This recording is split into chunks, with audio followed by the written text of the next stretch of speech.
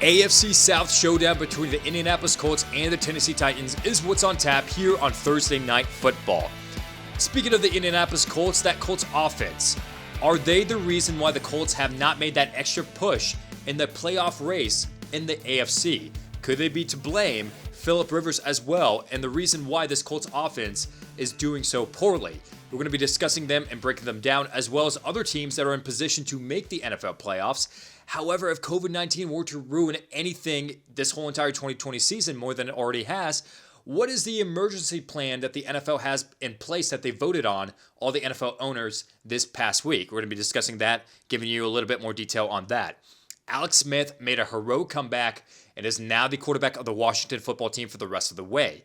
However, after the season, what is next for the 36-year-old quarterback? We're going to be discussing him and much more, as well as Week 10 news and notes around the league, all on this brand new episode of Time to Football. Glad that you guys are joining us here on this wonderful Thursday night pregame show. My name is Hassan Khan, the host of this show.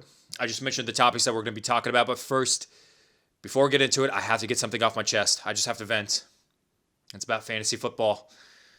For you guys that have suffered through injuries, through COVID-19, change around some bye weeks here and there, please sympathize with me. If you're watching this video as we premiere this on Thursday and you guys are chatting with us, leave your comments. Have injuries ruin your playoff hopes in fantasy football? Because for me, it has. It has. My team, because of all the injuries that I've had. First, let me start off by saying who my players were. Number 1 overall pick, Saquon Barkley. Number 2 overall pick, Odell Beckham Jr. Number 3 overall pick, Le'Veon Bell. My top 3 rounds, top 3 picks, those players. Had Deebo Samuel on my team. Had Dallas Goedert. Drafted Devin Singletary to be a flex player, nothing more. Now I have to start him as an RB1. Had Corey Davis, but I had to drop him because of the bye week. With the NFL changing around the bye weeks, he was on the reserve list for COVID-19. Had to drop him. It's terrible. I was 3-5 going into this past Sunday. I knew that I had no chance, or very little chance to make the NFL playoffs or the fantasy football playoffs. But I thought, maybe there is a chance. I have to win out, go 8-5. I can make it. Sunday Night Football. New Orleans Saints, Tampa Bay Buccaneers. 31-3 is the score. My opponent has Drew Brees. All I had to hope for was that Brees would score less than 21.56 fantasy points. 31-3. Ball on the 3-yard line. You have nothing to lose. Why are you keeping Brees in the game? It's the fourth quarter. Why you throw a touchdown pass, just running in with Taysom Hill or Alvin Kamara? It's second down. Don't throw it. Don't run up the score. Instead, Sean Payton calls a play. Slant pass to Josh Allen for a touchdown. And I ended up losing my game by .12. Now I'm 3-6. And I have a minimal chance of making the NFL or the fantasy football playoffs. It's not going to happen. I've accepted it. What a season.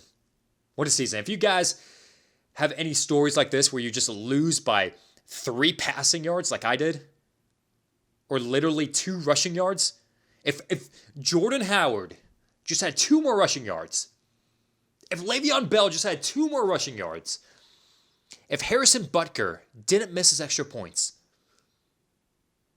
I would have won. For you guys that have stories like that, leave your comments in the chats. I really want to sympathize with you and sympathize with me because it's a part of fantasy football. It's been fun. It's been fun this year. But, wow, those injuries. Those injuries do not play around. Whatever. I'm still having fun playing in the losers bracket. We play for draft position next year, so you know there's still some hopes and dreams for my league and my record. But anyways, like I mentioned, we have many topics that we want to talk about on this brand new episode of Time to Football. But first, before we get into it, whether you're listening on the podcast app, whether you're watching this video as we premiere it live on YouTube, You know what we do if you're a weekly listener, weekly watcher. We have to name we have to give out the most prestigious award on the show, the Hungriest Player of the Week.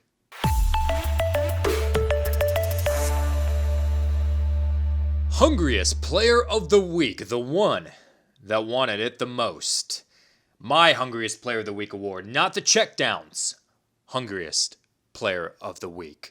Seriously, go to Instagram, type in the checkdown, and comment below on their Hungriest Player of the Week awards, their post, and say, bro, Time to Football created that award in 2013. Very original for you to steal it. That was my weekly reminder that it's my award. Anyways, my Hungriest Player of the Week goes to a man that many people probably aren't talking about, a little bit underneath the radar. He's third in the NFL in sacks this season. It's not Myles Garrett. Okay, it's not J.J. Watt. None of these notable defensive ends. It's a guy on the New Orleans Saints. No, it's not Cam Jordan. Trey Hendrickson is this week's Hungriest Player of the Week. Listen, 2 sacks against Tom Brady, both of them being back-to-back plays. All right? He led this amazing Saints defense against this high-powered Buccaneers offense and limited the Buccaneers to just 3 offensive points. Just a field goal by Ryan Suckup. That's it. That's all he allowed. 2 sacks, 2 quarterback hits, 2 tackles for loss, and was one of the main reasons why this defensive line, along with people like Cam Jordan, like Marcus Davenport, and so many more people on this defense, why they played so well. So Trey Hendrickson came out with a quote later on being asked, he's third in the NFL in sacks. This is what his response was. The work is not done. We're only 8 games in. Talking about how he wants to be the sack leader. The work is not done. We're only 8 games in. I'm hungry. Oh, that's it. Ladies and gentlemen, that's it. I'm hungry. The Hungriest Player of the Week goes to you, Trey Hendrickson, the one that wanted it the most, the underdog, the person that nobody is talking about. You said yourself that you're hungry, and that's why I'm going to reward you as the Hungriest Player of the Week. Congratulations, Trey Hendrickson and that Saints team for taking the lead in the NFC South. First off, we want to start off the topic in the show with some Week 10 news around the NFL. We're going to start doing this every single week going into this Sunday slate of games, or actually tonight is the start of Week 10. We just want to give you some rapid-fire news and notes that's going around the NFL. So starting off with some Week 10 news, we've got Christian McCaffrey. He got a second opinion on his right shoulder. He might actually play in Week 11. So that's some news for you guys that have those Christian McCaffrey on your fantasy football team. I actually had Mike Davis on my team. I traded for him when he started doing terribly. Of course, I have the worst luck. But I have Mike Davis on my fantasy team. And then when Christian McCaffrey came back last week, I traded away Mike Davis. I was like, you know what? I don't need him anymore. I reached out to the guy that had Christian McCaffrey as a running back on his team. And I was like, do you need Mike Davis to be your handcuff?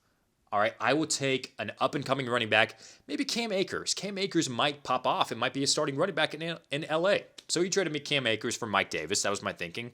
And now Christian McCaffrey is hurt again. So after this week, if you don't need Mike Davis anymore, go reach out to the person that owns Christian McCaffrey. Be like, listen, this is a very valuable handcuff. You want this guy, and try to get the most out of him and trade him away. So just some tips and tricks for you.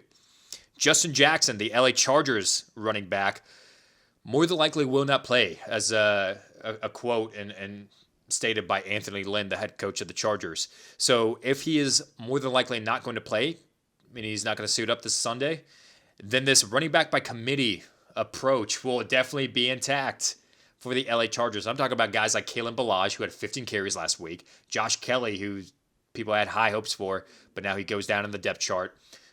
Tremaine Pope is going to come back from a concussion. They're going to run a running back by committee approach. So if I know Miami's defense gives up a lot of points to running backs, but it's going to be a cluster, in that Chargers running back committee. The Weeknd is playing the Super Bowl halftime show. I actually, no lie, I thought The Weeknd was a band for the first time I ever heard him. I thought, oh, this band sounds pretty nice. My hot brunette wife was like, oh no, this is actually a guy, just one guy. Oh, okay. So I'm excited to see this band perform on the Super Bowl halftime show in front of no crowd. T.Y. Hilton has a chance of playing in tonight's game against the Tennessee Titans. Listen, he's due for a big game. He really is. The number one target for the Colts, for Phillip Rivers.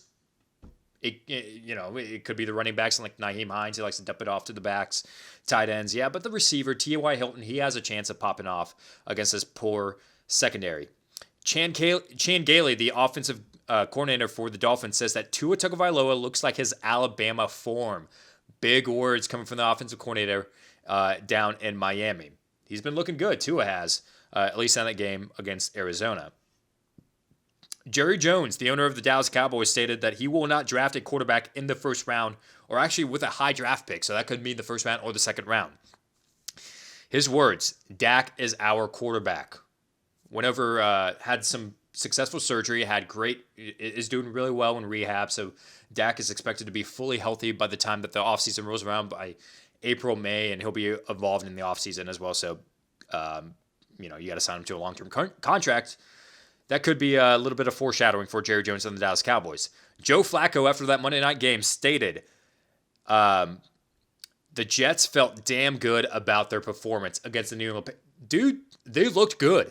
They really looked good. Joe Flacco, man, 3 touchdowns. And, he, towards the end, kind of faltered down a bit. And that's fine. I mean, Joe Flacco and the Jets have that confidence now, despite the loss. And they feel like they can compete with a guy or team. Yeah, a guy and a team. Bill Belichick and the Patriots that have really manhandled them for so long in that division. So kudos to them.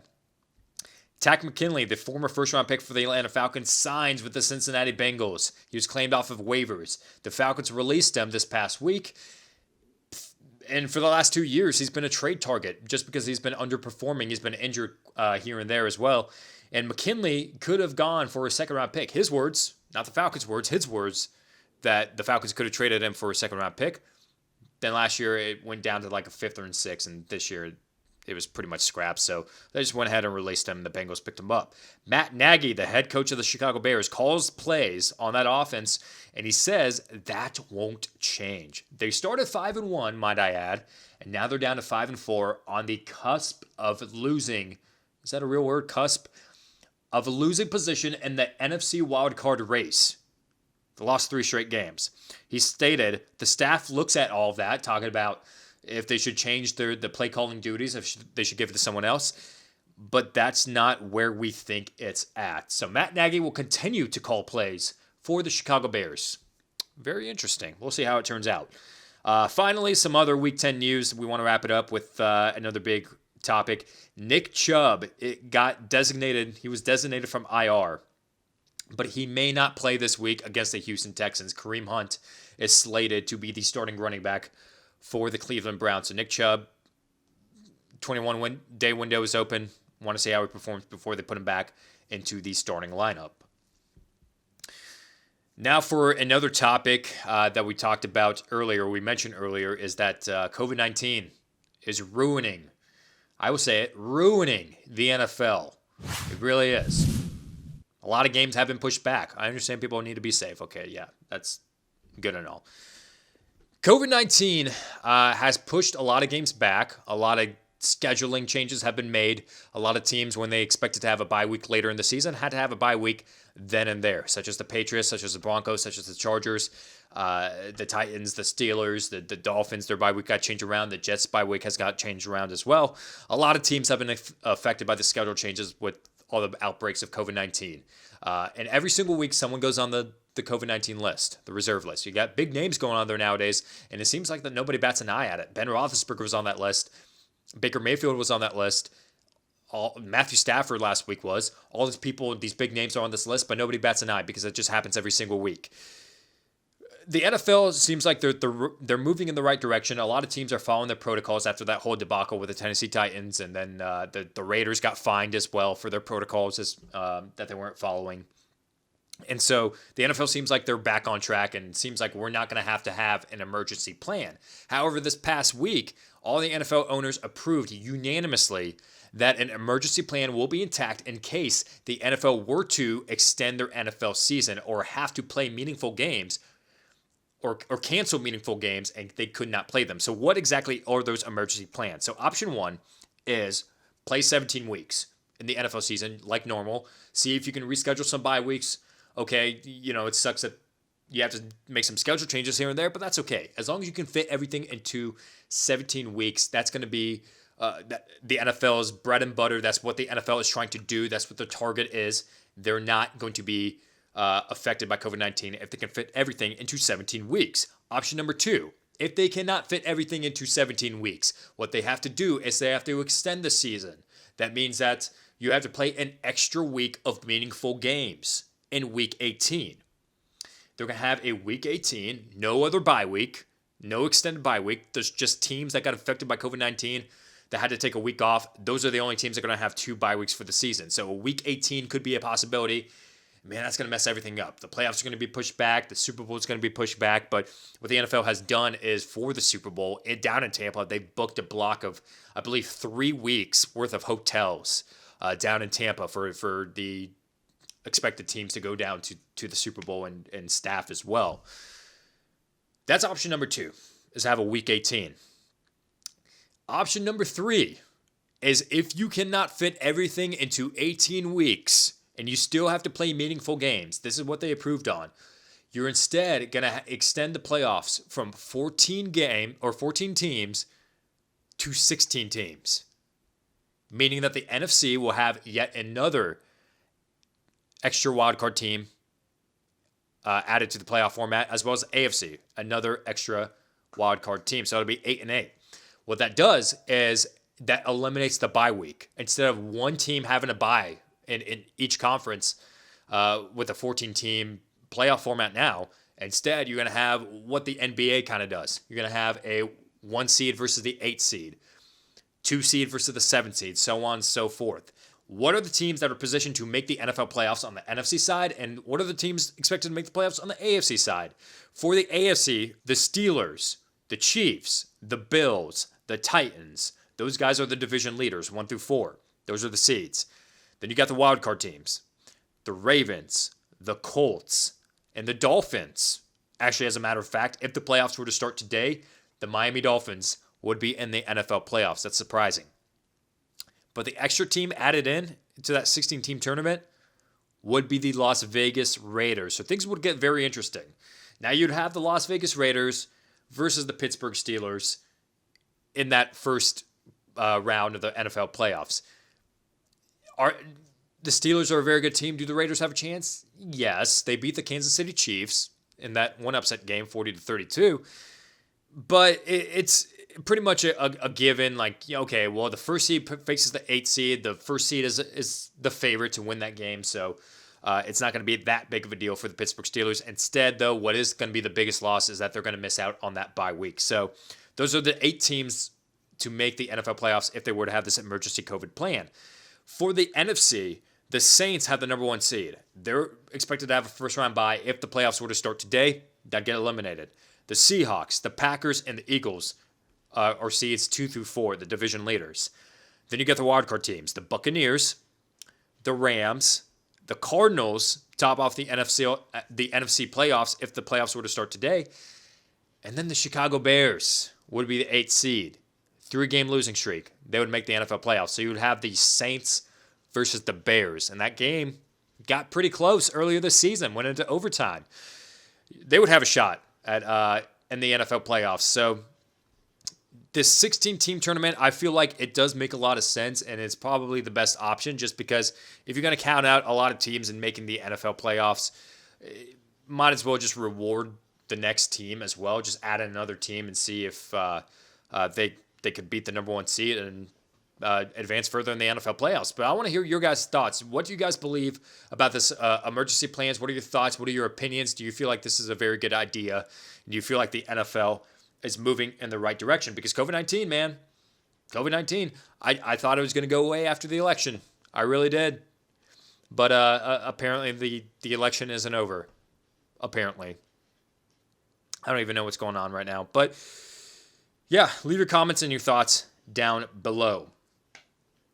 We're going to continue to progress in this podcast, but first, I got to talk about it. Manscaped.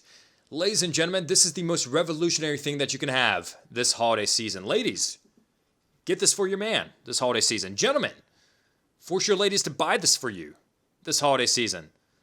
Not with your money, her money. Let me explain why Lawnmower 3.0, courtesy of Manscaped, is the most amazing thing in the world with a visual representation.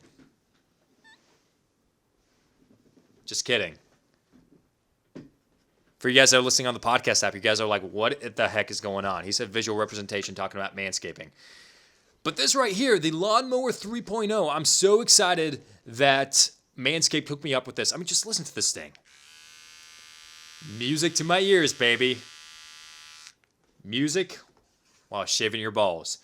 The Lawnmower 3.0 is the best hygiene tool for the modern man. Because of their ceramic blade and skin-safe technology, your nicks and snags will be reduced. It's like Mitchell Schwartz protecting Patrick Mahomes. Not a single scratch on you. Will not give up a single sack. For your ball sack, might I add. That's why they have forever changed the grooming game with their Perfect Package 3.0.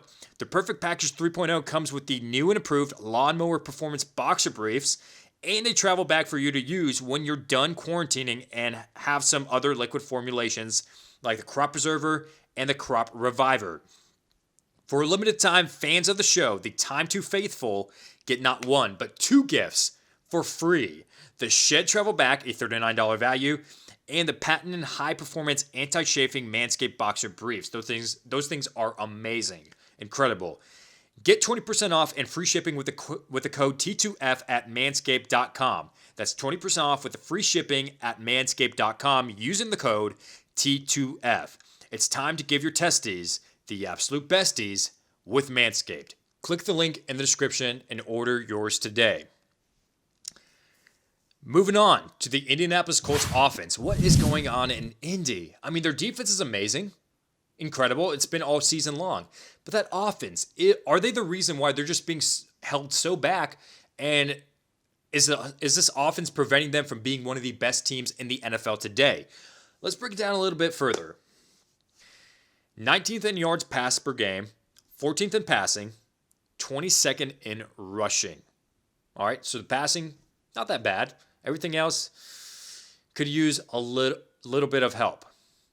The reason why this team is the way that they are and why they're so good is because of their defense. But on the offensive side of the ball, they're efficient. They get it done when they need to get it done. Their turnovers are not that bad. They're tied 7th in the NFL with 9 total turnovers this season.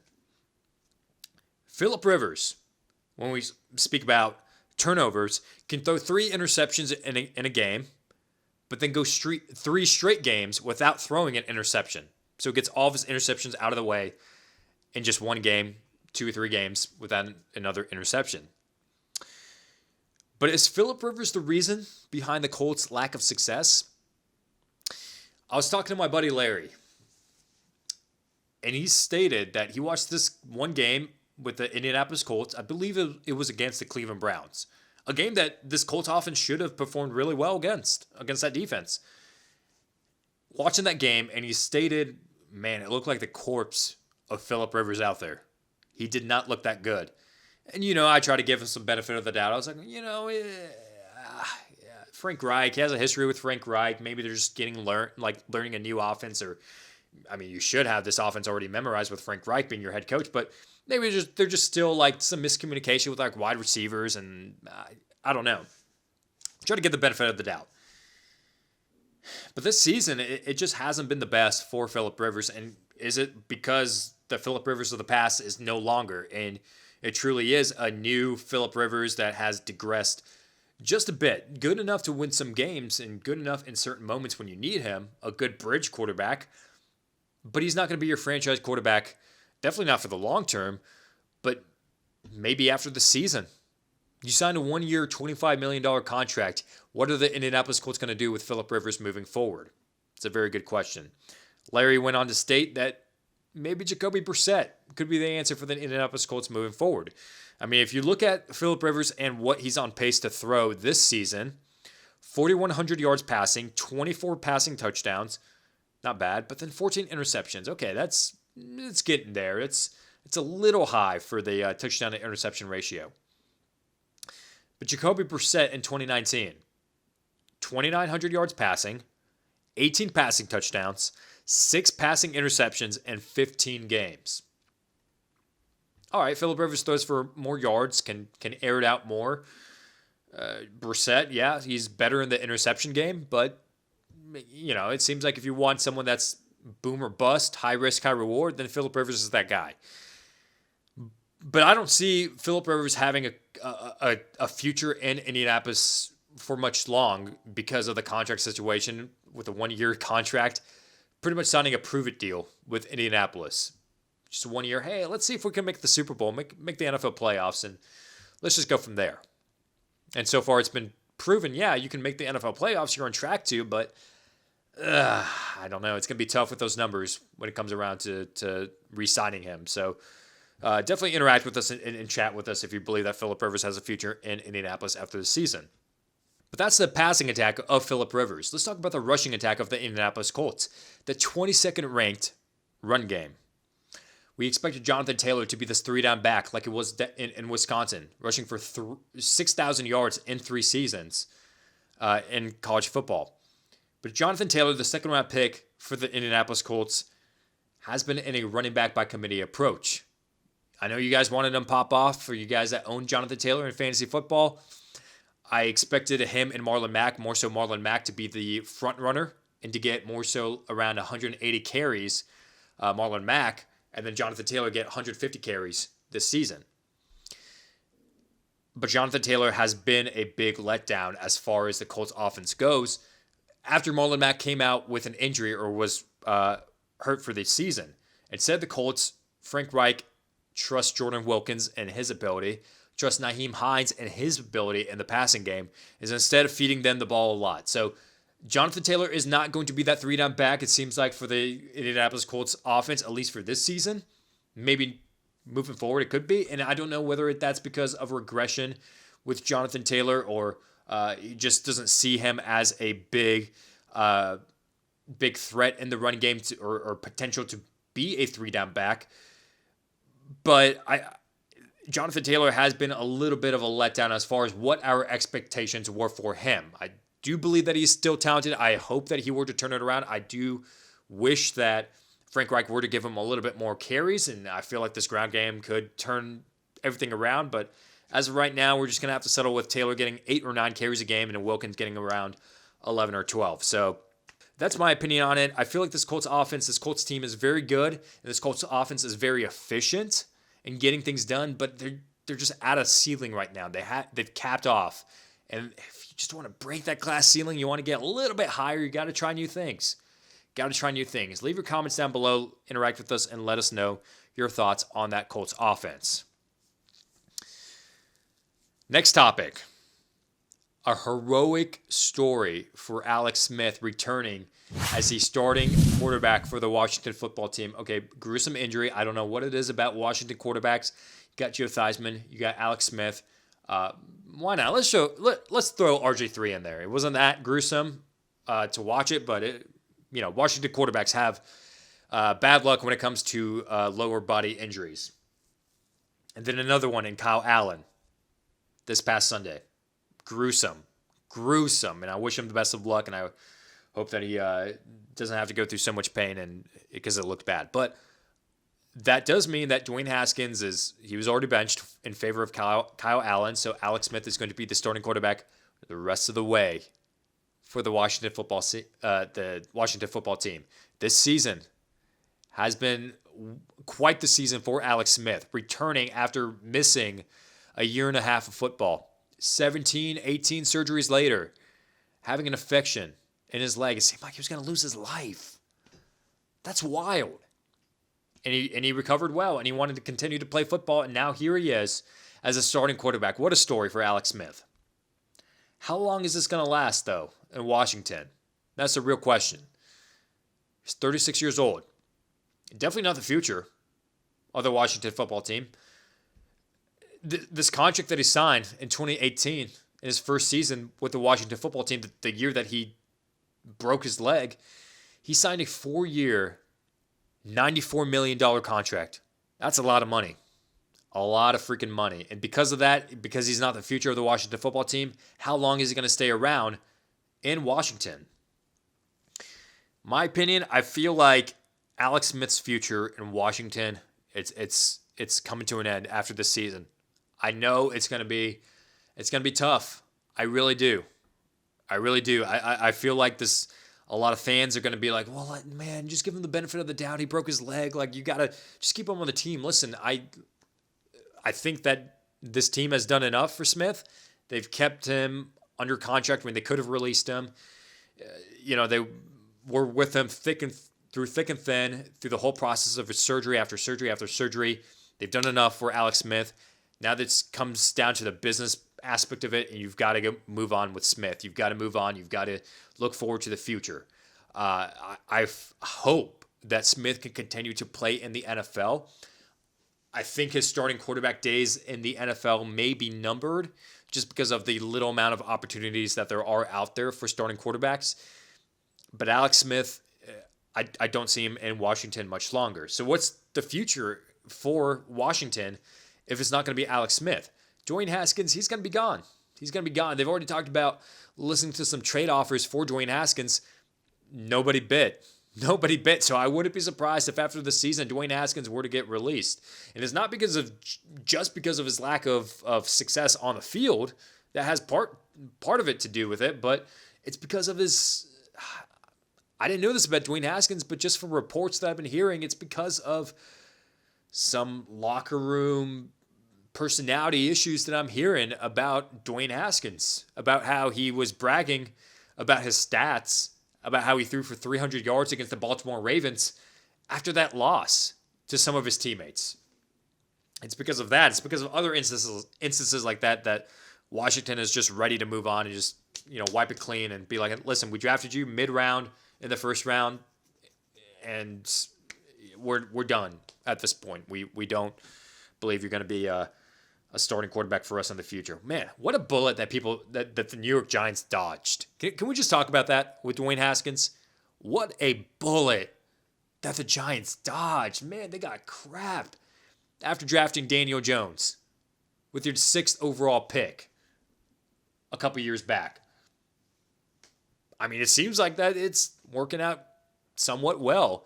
The Giants offense has some work to do, but it's not all Daniel Jones' fault. Get some offensive line help. Get your starting running back healthy. Oh my gosh, my fantasy season.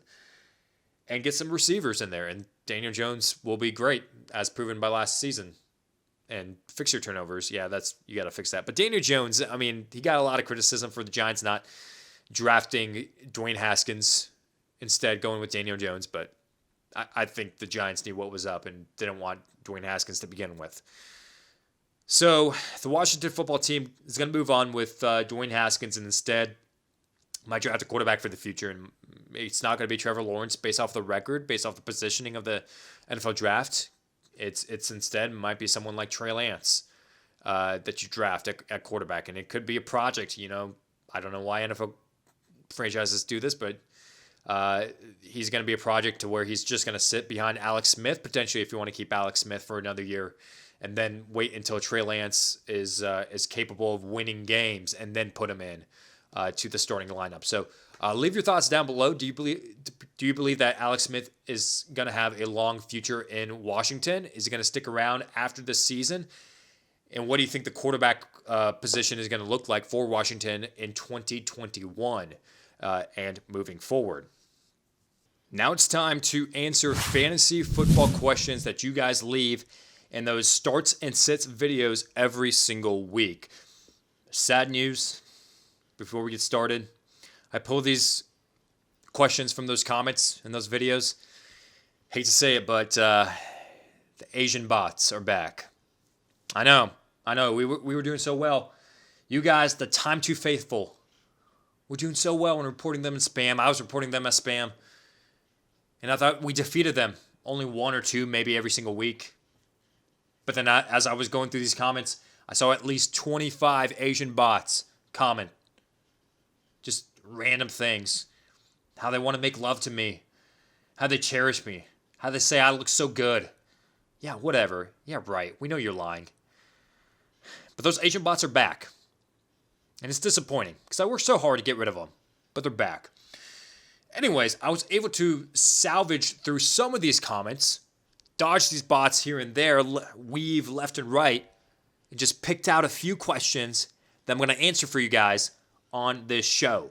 So starting off with the first comment that we have, it's by Jim M. He says, must sit, quarterback Teddy Bridgewater. Bust of the week, running back Mike Davis. Defensive bust of the week, Tampa Bay defense. Very curious, as you should be, Jim. How does that make any sense? He's regarding or referring to how I regarded Teddy Bridgewater as a must-sit this week, Mike Davis as a bust, Tampa Bay's defense as a bust. One's got to give. If this Carolina's offense is not going to do well, then Tampa Bay's defense is going to do well, and vice versa. Let me explain by that. What I mean by those must-sits and those busts of the week. Teddy Bridgewater, when I say that a quarterback is a must-sit or a must-start, a start in my eyes is over 17 fantasy points in standard leagues for a quarterback. I feel like if a quarterback were to reach 17 fantasy points, then it's a success. Would you say so? Maybe you guys are like, 17 is not that much. It's acceptable. It's good. And if it's a start, if you start someone with 17 fantasy points, you're like, okay, that's not bad. I'll take it. It's better than not good. So I feel like Teddy Bridgewater is going to get less than 17 fantasy points this week. And that could be 15 fantasy points, 16, whatever it may be. But Bridgewater, I don't see a good or big output from him. Bust of the week, running back Mike Davis. Look at his last 3 starts that he had. Failed to have double-digit fantasy points in either one of those games. In half PPR leagues, this is standard leagues that he failed to have double-digit fantasy points. Half PPR leagues, only one of those games. Barely got double digits. Barely. 10.5 fantasy points. And that's because of the emergence of Curtis Samuel, how Matt Rule likes to use him in the running game, and how he's been looking more explosive than Mike Davis in the running game. Defensive bust of the week, Tampa Bay's defense. This secondary, I explained it in the video, this secondary is, if you watch that Saints game, they got destroyed by the short passing yardage game. Curl route after out route. They were unable to stop this Saints offense from being efficient to the point where they got into the red zone. They were able to score some field goals, knock some points down for the Tampa Bay defense, able to get the ball out quick, so avoid some sacks as well. And I feel like this is going to be the same thing for this Carolina offense. They're going to look at that game and be like, okay, let's get short yardage completions. Let's move the ball down the field. Let's get the ball out of Tom Brady's hands. Let's keep the ball in our hands. And let's avoid sacks. Let's do whatever we can. Throw the ball away. Get the ball out quick. Move down the field. Chew out some clock. And let's get this ball moving. So that's why I feel like Bridgewater is going to do well enough to lead the Panthers down the field to where the Bucs defense is not going to have that great of a game. They might be average, but it's not going to be great. But I don't feel like he's going to do or put up big numbers. Like, he's not going to throw a 50-yard touchdown pass. It's just not going to happen. So that's my best explanation on why I feel like these guys are going to be busts and a sit, if that makes any sense. Brando the Mando asks, Jalen Reagor or Greg Ward? Greg Ward has officially gone to the abyss of wide receivers. No longer that you have to pick him up and spot start him now that Jalen Reagor is back. Now that Alshon Jeffrey, hopefully someday, some week, some year, let's just give him some year, is going to come back into the lineup. Now that Travis Fulgham is coming on pretty strong for this Philadelphia offense. So the only 2 relevant wide receivers, the favorite targets of Carson Wentz, are going to be Jalen Reagor and Travis Fulgham. Travis Fulgham more as a possession guy, and Jalen Reagor more so as a deep threat, even a red zone target for Carson Wentz. So Greg Ward, rest of the season and this week as well, I feel like Jalen Reagor is going to be the better option for the rest of the way instead of Greg Ward. Next question is from Roy Kim. Why do you value Kai Forbath so high? I don't know who he is, but he just started playing last week and only scored 5 points. So Forbath has been around the NFL. He's kicked most notably for the Dallas Cowboys.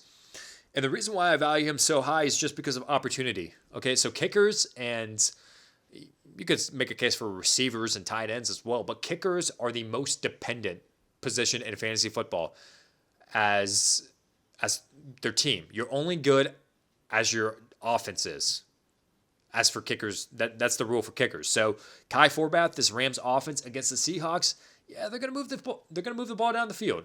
They're gonna get into field goal range, and they might kick a lot of extra points, and it's gonna be detrimental to Kai Forbath because you could score 4 touchdowns, 5 touchdowns for Jared Goff, and only have 5 points total for Kai Forbath. But this increases your chances of getting into field goal range offense because that secondary for the Seahawks, that defense for the Seahawks needs a lot of help. Giving up 44 points last week, that should tell you enough. And this Rams offense is good enough to put up a lot of points. So they're going to be good enough to get into field goal range often. And Kai Forbath's possibility of putting up big numbers in fantasy football increases.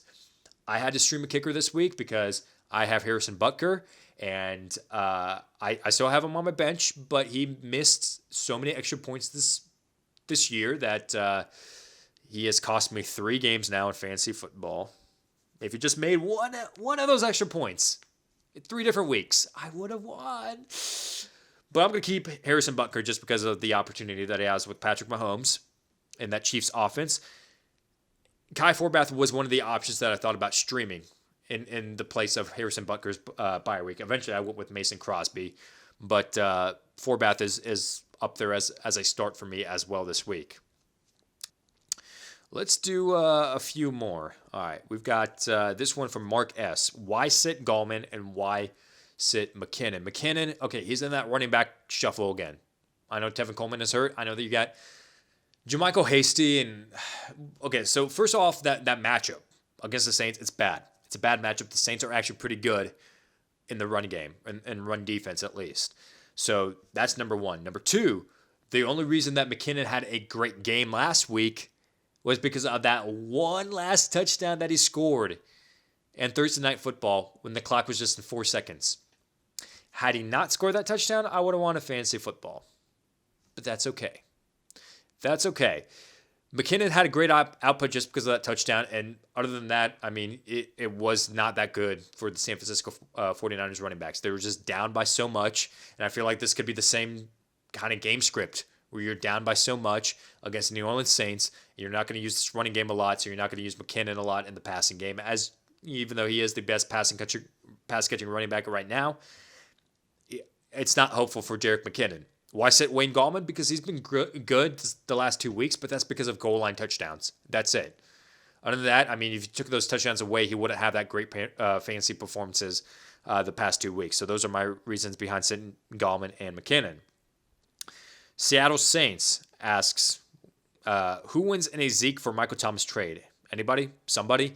Both of those guys are very buy low right now. I value running backs so much more than wide receivers just because of the running back apocalypse of injuries that's been happening so far in 2020. So I would say Zeke, the guy with Zeke, is going to, get a value from this trade more so than Michael Thomas. But if it's a PPR league, I'm going to go with Michael Thomas because I feel like that this Dallas Cowboys running back committee approach that they have now with Tony Pollard is going to hurt Zeke's chances of being Ezekiel Elliott, if you want to say it. But since I value running backs so much, and if I were down in depth at the running back position, I would say the guy with Zeke.